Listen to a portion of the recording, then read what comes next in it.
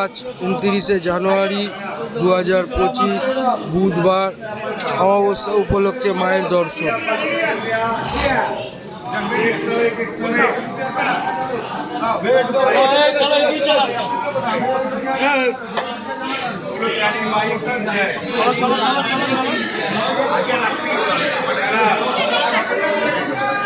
আজ 29শে জানুয়ারি 2025 বুধবার অমাবস্যা উপলক্ষে মায়ের দর্শন।